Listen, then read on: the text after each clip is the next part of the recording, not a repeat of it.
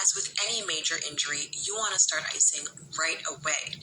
The thing you want to be careful about, though, is the open wound and the stitches, so you want to try to keep things dry.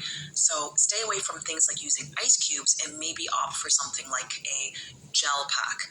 Protect the area, don't put it directly onto the wound. Again, infections you want to be careful to avoid, so make sure you're protecting that wound.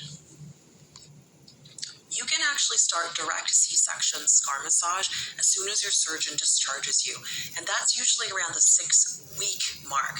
Now, the reason why you want to wait is, well, quite a few. First, no infections. Your surgeon is the one to determine that you have no infection.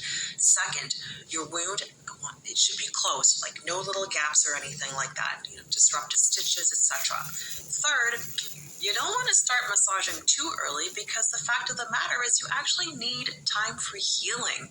Now, while every body is different and some folks can begin before 6 weeks postpartum, it is still due diligence to have that assessed in person, whether with a perinatal therapist, but as I would suggest, your surgeon. And just with this comment here, you don't have to wait to 12 weeks postpartum.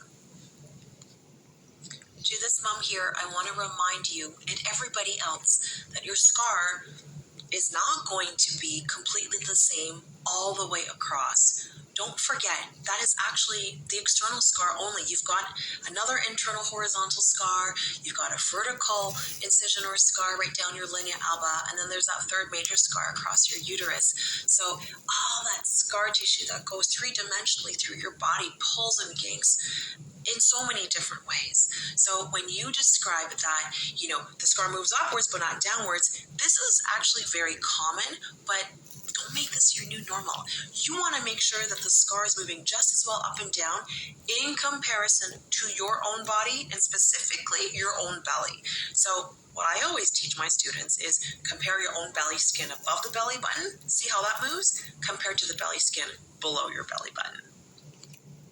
Similar to the last question, I just wanted to highlight that, you might have a little bit of a smirk or a smiley face for a scar, and that does not have to be the permanent situation. So if it's raised on the left-hand side, the most common reason for that is either there's tension pulling up on that left, or there is actually tension pulling down on the right. We don't actually know which side it is, which is why it's important for you to compare up and down movement and in circles actually as well, and compare that to the tissues of your own body above your belly button. So give that a shot, see what it is. Inward pulling scar is similar to a puckered scar, similar to a C-section shelf or overhang. And all these three things are caused by adhesions. They're internal, but how deep they go is different. And it's different in every body. It could be superficial adhesions, but in my experience, they do go much deeper than just skin and fat. How do we assess? It's assessed by a perinatal therapist, either virtually or it's better in person. And here's the thing. So if it were me, I would assess you in standing, in lying down, with different movements in terms of your abdominal control and different manual therapy techniques. So it's not something that is that can be described. It really depends on the presentation as you go through each of the tests. In general, adhesions can absolutely be treated. So please start with superficial techniques and then go deeper and deeper.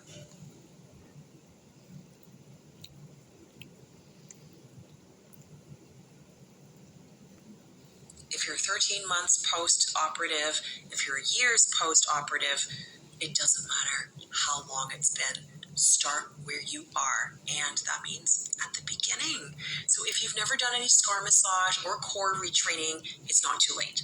But start today. Start today and expect a huge improvement in definitely your scar pain and your strength. The C-section shelf and the appearance could potentially have room for improvement as well. So first thing I would do is enroll in the cesarean recovery program. Then you're going to print off the flow chart because you're going to follow every scar massage and every exercise there. Now, even though these are separated into timelines, ignore that. The point is you start at the beginning. You got to start with the first scar massages and progress accordingly, and you will progress a lot faster than someone who is fresh out of surgery.